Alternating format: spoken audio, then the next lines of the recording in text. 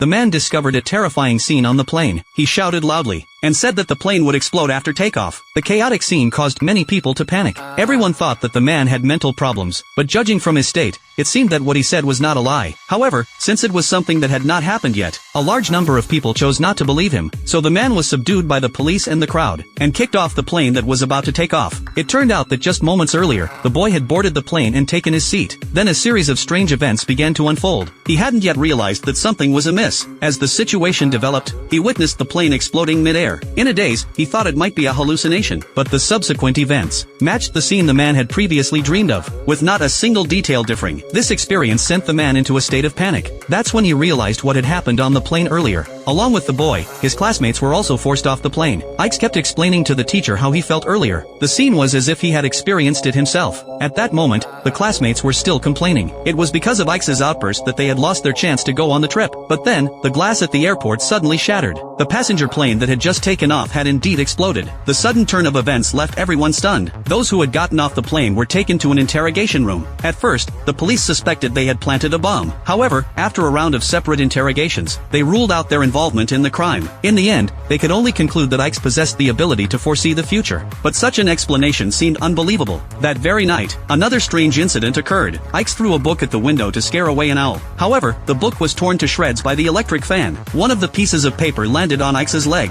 On the back of the paper was a name. A sense of foreboding instantly filled Ike's mind. Meanwhile, Todd, another survivor of the plane accident, was about to use the restroom. However, the water valve in the toilet was leaking toilet cleaner. Gradually, more and more liquid flowed onto the ground. Todd seemed unaware of the problem. As he stepped back, he suddenly stepped on the liquid. The slippery floor tiles caused him to lose his balance, and he was wrapped in steel wire around his neck. When Ike arrived at Todd's house, he saw his classmate's cold body. However, Todd's father claimed it was suicide. Ike refused to believe such an explanation, because they had planned to go out together. The next day, Ike found another classmate, Alan. She was also a survivor of the plane accident. It turned out that Alan had also sensed the plane would crash that day, but her feeling wasn't as strong as Ike's.